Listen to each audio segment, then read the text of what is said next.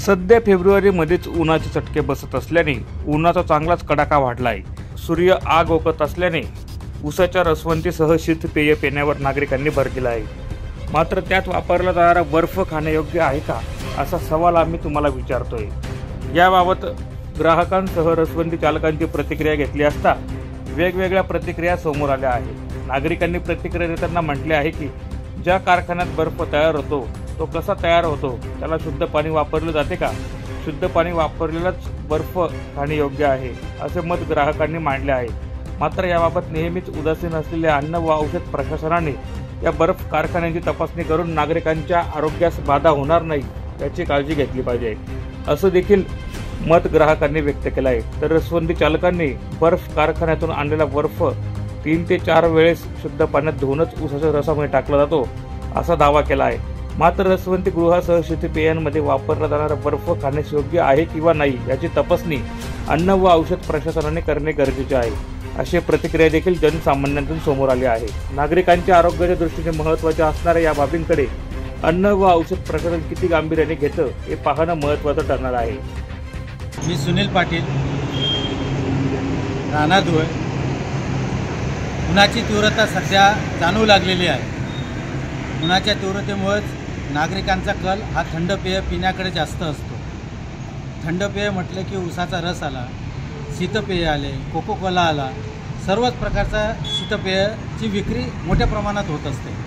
मात्र उसाचा किंवा लिंबू रसाचा साठी बर्फ जो वापरला जातो तो बर्फ खाण्यासाठी योग्य आहे किंवा नाही असा संभ्रम अनेकांच्या मनात नेहमीच असतो।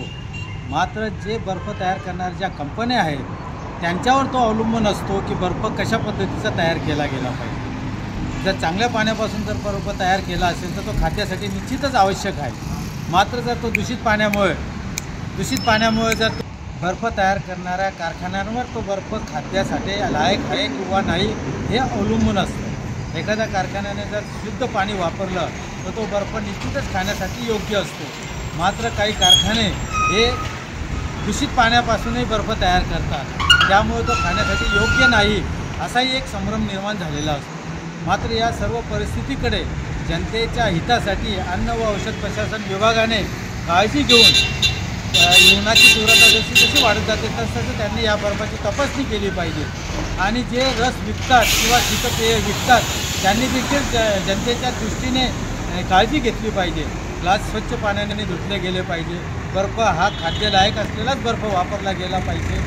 अशा जर पद्धतीने जर नागरिकांच्या हिताची काळजी घेतली तर हे शीतपेय निश्चितच हितकारक ठरतील असं मला वाटतं। मेरा नाम समीर किन्यारी, हम रसवंती चालक है। ये जो बर्फ़ आता है कारखाने से वो बर्फ़ हम 2-3 बार धो के फिर रसवंती में डालते हैं, फिर वो लोग पीते तो काला है तो इसकी वजह से पीते हैं लोग। अच्छी रसवंती से बोल थोड़ा। तो कारखाने में से बर्फ़ आता है उसको हम 3-4 बार धोते हैं, फिर वो खाने के वास्ते अच्छे है। इसके धूप भी बहुत गिर रही है, इसकी वजह से लोग पीते हैं आके यहाँ पे रसवंती। प्रतिनिधी सुनील निकम, महासा महाराष्ट्र न्यूज, धुळे।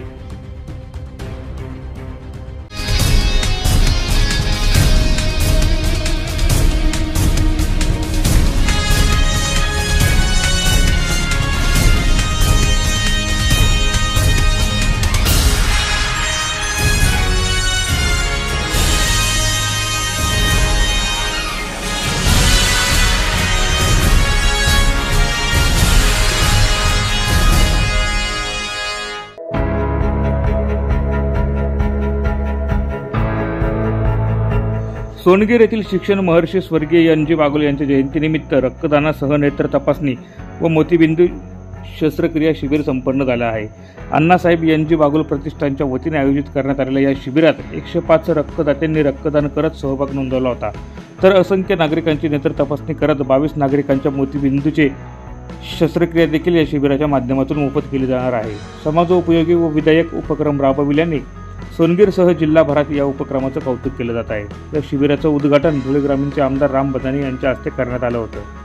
शिक्षण महर्षी एन.जी. बागुल यांची जयंती समाजोपयोगी व विधायक कामाने साजरी करावी असा मानस एन.जी. बागुल शिक्षण संस्थेचे संचालक तसेच युवा नेते अमित बागुल यांनी व्यक्त केला होता। त्या माध्यमातून 105व्या जयंतीनिमित्त 105 रक्तदात्यांनी रक्तदान करत अनोखं असं अभिवादन करत जयंती साजरी केली आहे। यावेळी रक्तदान करणाऱ्या रक्तदात्यांना इयरफोन व प्रमाणपत्राचं देखील वाटप करण्यात आलं।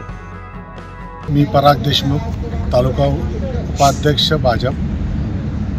आज NG बागुल यांच्या 105व्या जयंतीनिमित्त रक्तदान शिबिर व सर्व रोग निदान शिबिर, डोळ्यांचे शिबिर, मोतीबिंदू ऑपरेशन शिबिर असा मोठ्या प्रमाणात कार्यक्रम घेण्यात आला। या कार्यक्रमासाठी धुळे तालुक्याचे आमदार रामदादा भदाने, भाजप जिल्हा उपाध्यक्ष अरविंद जाधव सर व तालुका प्रमुख देवेंद्र पाटील, गावातील सरपंच, उपसरपंच, जिल्हा परिषद सदस्य मान्यवर होते, संस्थेचे अध्यक्ष सुनील बापू बागुल आणि ह्या कार्यक्रमाचे मेन आयोजक अमित भाऊ बागुल, NG बागुल प्रतिष्ठानचे अध्यक्ष या कार्यक्रमाचे आयोजन केलं। आणि त्याच्यात आमचा संकल्प होता 105 बॉटलांचा, तर तो पूर्ण झालेला आहे। 105 बॉटल आम्ही रक्तदान करून त्यांच्या 105व्या जयंतीनिमित्त आम्ही त्यांना श्रद्धांजली अर्पण केलेली आहे। आणि हा कार्यक्रम म्हणत असताना आम्ही नवजन ब्लड बँकेमार्फत हा कार्यक्रम घेतलेला आहे आणि प्रत्येक रक्तदात्यास कॉल्ड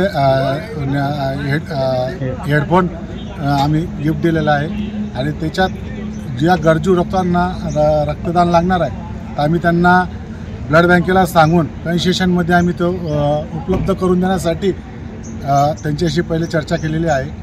त्याच्यात त्यांनी आम्हाला मान्यता दिलेली आहे। आणि नेत्रालयाच्यामध्ये 22 मोतीबिंदू ऑपरेशन निघालेले आहेत, तर ते उद्या त्यांना नंदुरबार इथं घेऊन जाऊन त्यांचं तिकडे ऑपरेशन होणार आहे, असा कार्यक्रम आहे।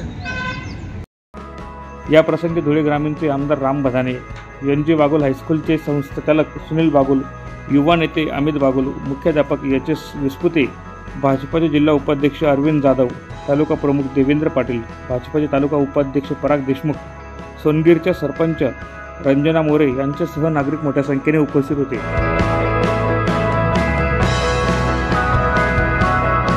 प्रतिनिधी सुनील निकम, माझा महाराष्ट्र न्यूज, धुळे।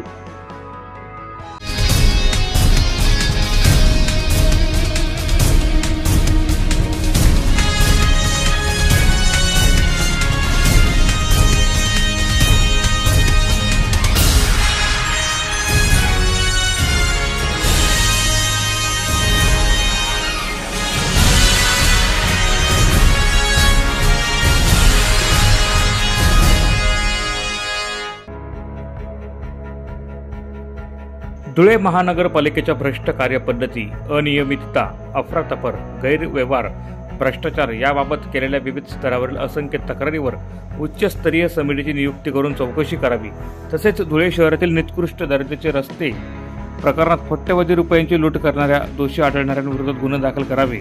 तसेच जळगाव महापालिकेच्या घरकुल घोटाळ्याप्रमाणेच कारवाई करण्यासाठी संभाजीनगर येथील उच्च न्यायालयात शिवसेना नेते व धुळ्याचे माजी आमदार अनिल गोटे व माजी नगरसेवक नरेंद्र परदेशी यांनी संयुक्त याचिका दाखल केली आहे। या याचिकेत धुळे महानगरपालिकेची मोठ्या प्रमाणात तसेच कोट्यवधी रुपयांची लूट करण्यात आल्याचे सही शिक्क्याचे पुरावे सादर करून त्यानुसार उच्चस्तरीय समितीमार्फत चौकशी व्हावी यासाठी सदरची याचिका दाखल करण्यात आली आहे, अशी माहिती माजी आमदार अनिल गोटे यांनी पत्रकार परिषदेत दिली आहे। मी आणि नानू परदेशी म्हणजे नरेंद्र परदेशी आम्ही मुंबई उच्च न्यायालयाच्या औरंगाबाद खंडपीठामध्ये दाखल केलेल्या याचिकेत महापालिकामध्ये सर्वस्तरीय सर्व विभागीय भ्रष्टाचार कसा चालतो याची पुराव्यासह सही शिक्क्याच्या नकलांसह तक्रार दाखल केली, न्यायालयाची दाखल करून घेतली आणि महापालिकेला नोटिसा काढल्या। हा साधारणतः 500 ते 550 कोटी रुपयाचा भ्रष्टाचार आहे आणि दशा योजना वगैरे झालं तर साधारणतः 750 कोटी रुपयापर्यंत रक्कम जाते। रस्ते जे केलेले आहेत ते निकृष्ट दर्जाचे आहेत मान्य न्यायालयाने दिलेल्या आदेशात म्हटले की पाणी पुरवठा रस्ते आणि इत्यादी कामाची. प्रतिनिधी रूपक बिरारी, माझा महाराष्ट्र न्यूज, धुळे.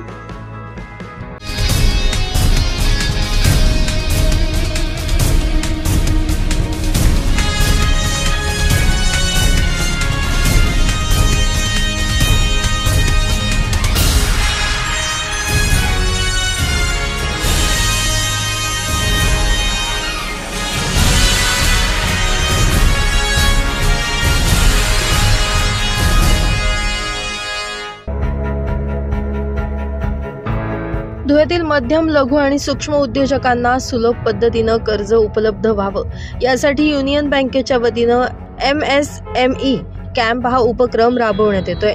याच माध्यमातून शुक्रवारी धुळ्यातील चंद्रदीप रिजन्सी या ठिकाणी लाभार्थी उद्योजकांना मंजुरी पत्राचं वाटप करण्यात आलं. या कार्यक्रमाबाबत युनियन बँकेचे झोनल हेड नवीन जैन, नाशिक विभाग प्रमुख प्रभात कुमार तसेच कार्यक्रमाचे आयोजक भटूसिंग ठाकूर यांनी अधिक माहिती दिली आहे.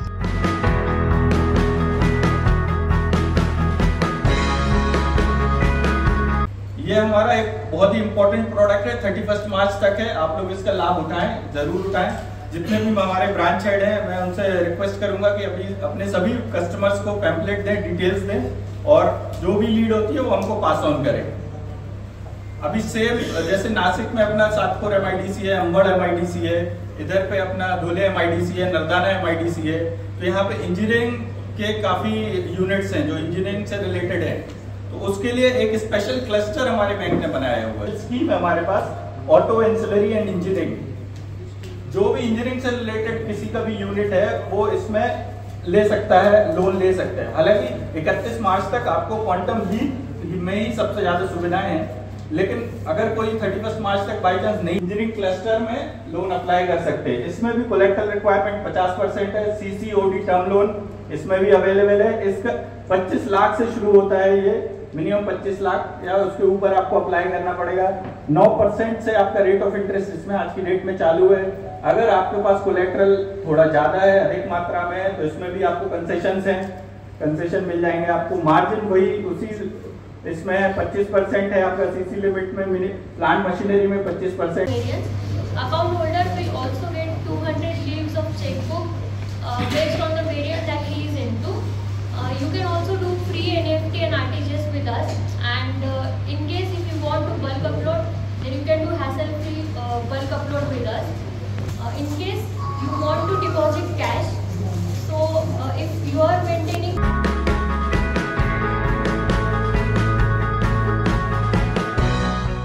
जवळपास 10 लाभार्थी उद्योजकांना मंजुरी पत्राचं वाटप यावेळी करण्यात आलं. यावेळी अधिकाऱ्यांनी उपस्थितांना मार्गदर्शन देखील केलं.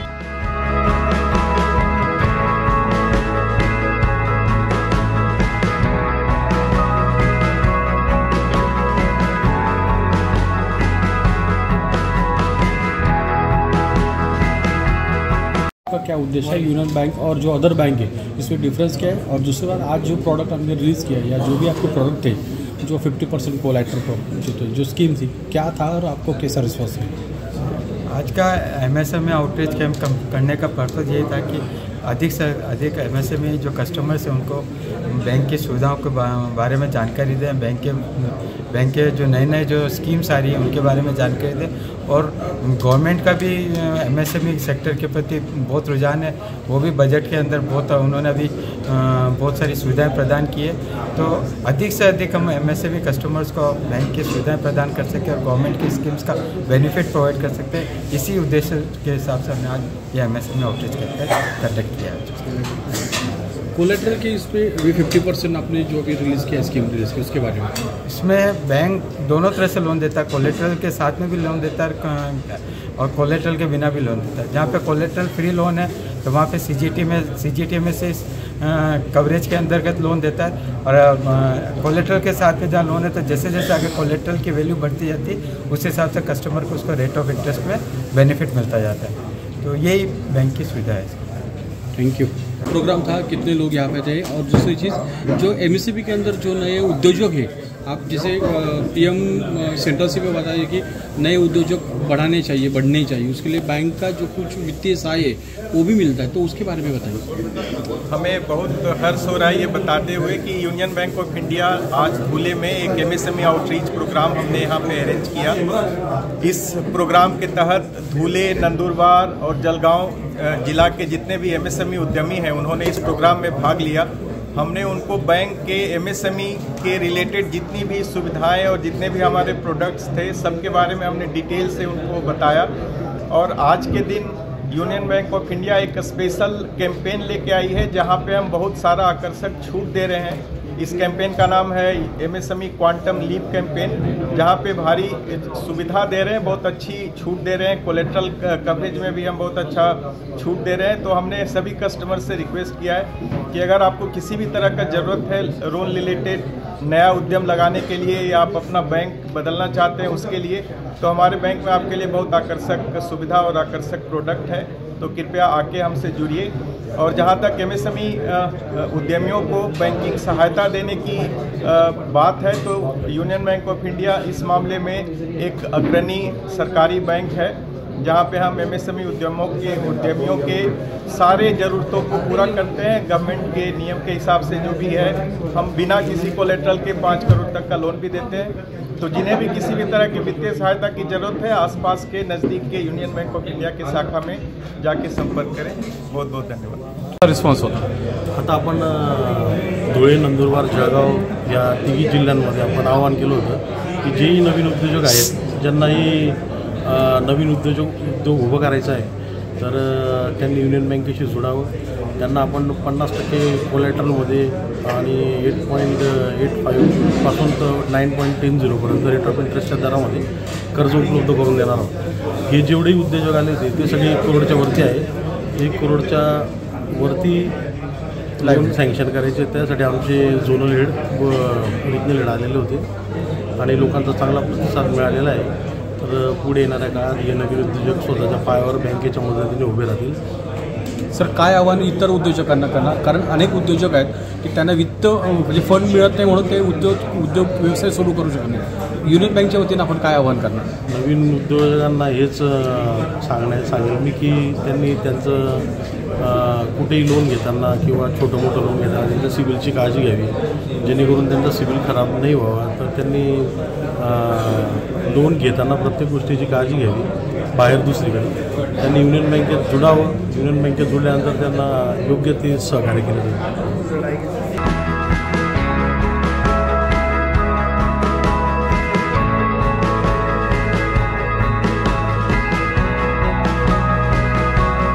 या कार्यक्रमाप्रसंगी युनियन बँकेचे झोनल हेड नवीन जैन, नाशिक विभाग प्रमुख Prabhat Kumar, deputy regional head Amarnath Gupta, Krishna Prasad, Kunjan Patel, Dhule जिल्हा शाखा प्रबंधक भटूसिंग ठाकूर तसेच जवळपास 38 शाखांचे कर्मचारी, अधिकारी आणि लाभार्थी उद्योजक यावेळी उपस्थित होते।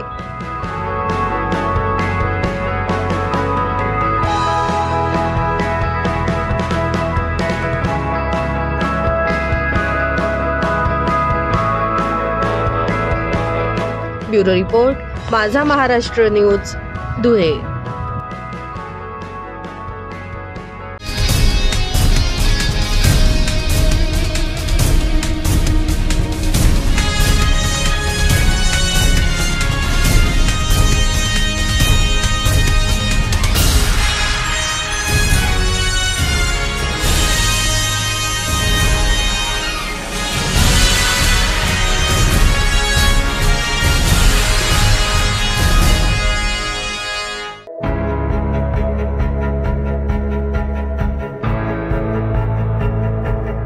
सुवर्णकार समाजाचे आराध्य दैवत संत नरहरी महाराज यांच्या पुण्यतिथीनिमित्त त्यांच्या महानगरपालिकेतल्या पूर्णाकृती पुतळ्याला पुष्पहार अर्पण करून अभिवादन करण्यात आले। यावेळी सुवर्णकार युवक संघटनेच्या वतीने रॅलीचं देखील आयोजन करण्यात आलं होतं। यावेळी संत नरहरी महाराजांचा विजय असो आदी घोषणा यावेळी देण्यात आल्या। धुळे सुवर्णकार समाज, धुळे युवक संघटना, श्रमिक कारागीर संघटना आणि महिला मंडळ यांच्या संयुक्त विद्यमाने आज संत नरहरी महाराजांची पुण्यतिथी संत नरहरी महाराज स्मारक या ठिकाणी साजरी करण्यात येईल। आजच्या या पुण्यतिथीच्या निमित्ताने आपल्या सुवर्णकार युवक संघटनेने रॅलीचे आयोजन केलेले आहे। रॅली ही स्मारकापासून निघेल तर तिचा समारोप आपल्या सुवर्णकार भवन या ठिकाणी होईल। तसेच आपल्या श्रमिक कारागीर संघटनेतर्फे आपल्या संत नरहरी महाराज चौकाचं पूजन, प्रतिमेचं पूजन अशा प्रकारचा भरगच्च कार्यक्रम आमच्या सुवर्णकार समाजाचे दैवत संत नरहरी महाराजांच्या पुण्यतिथीच्या निमित्ताने केलेलं आहे। आजच्या या पुण्यतिथीच्या निमित्ताने आपल्या या ठिकाणी पाद्यपूजन महानगरपालिकेचे अतिरिक्त आयुक्त करुणा डाळे आणि आमच्या महिला मंडळाचे सर्व प्रतिनिधी यांच्या समेत या ठिकाणी पाद्यपूजन करण्यात आलेले आहे। आता ही मिरवणूक जी आहे रॅली सुवर्णकार समाजाच्या आपल्या स्मारकापासून निघेल, झाशीच्या राणीच्या मार्गे आग्रा रोड आणि तिथून मग आग्रा रोडला कारागीर संघटनेच्या त्या ठिकाणी पूजन होईल। नाशिक करंजी येथे कारागीर आपल्या पुण्यतिथीच्या निमित्ताने आपल्या महाराजांच्या या रॅलीचं त्या ठिकाणी स्वागत होईल आणि सुवर्णकार भवन या ठिकाणी महाप्रसादाचे आयोजन करण्यात आलेले आहे। या प्रसंगी सुवर्णकार समाजाचे अध्यक्ष चंद्रकांत सोनार, सुनील देवरे, जगदीश देवपूरकर, श्याम अहिरराव, नरेश गोडके, सुधीर पोतदार, रविराज चव्हाण यांच्यासह समाज बांधव व महिला भगिनी मोठ्या संख्येने उपस्थित होत्या। प्रतिनिधी रूपक बिरारी, माझा महाराष्ट्र न्यूज, धुळे।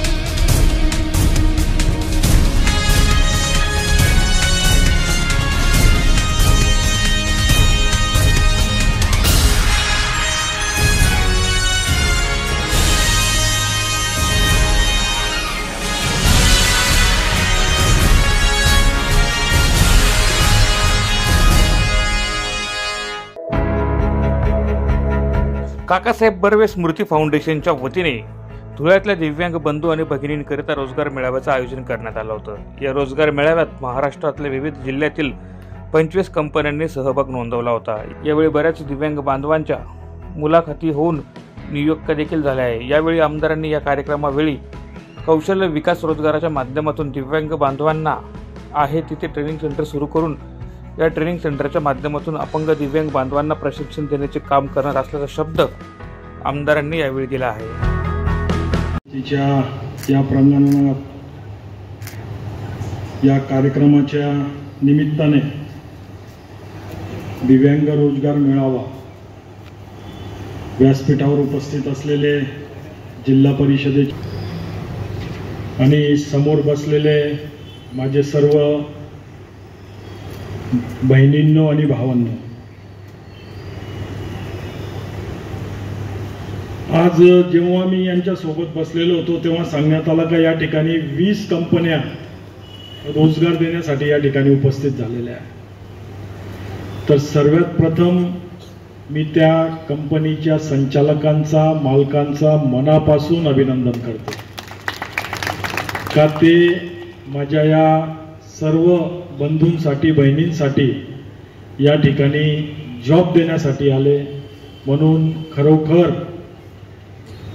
ते अभिनंदनाचे सर्वात मोठे या ठिकाणी कोणी असतील तर आज ते लोक आहेत। याच्यात धुळे जिल्ह्याच्याच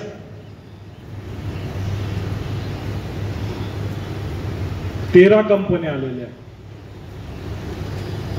त्याच्यातली एक शिरपूरची आणि 12 कंपन्या धुळ्याच्या। खरंच या सर्वांचं जेवढं कौतुक करावं तेवढं कमी आहे।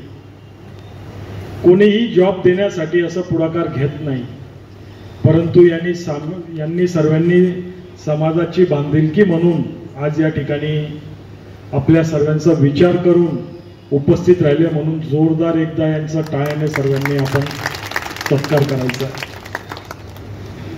ॲमेझॉन सारखी कंपनी ज्यांचं पडग्यात मोठं गोडाऊन आहे ते सुद्धा आज या ठिकाणी आपल्याला काम देण्यासाठी, नोकरी देण्यासाठी उपस्थित झाले, त्यांचंही अभिनंदन। चाळीसगावची कंपनी असेल, नाशिकची कंपनी आहे, तर असं सर्वांचं मनापासून अभिनंदन करतो। मित्रांनो,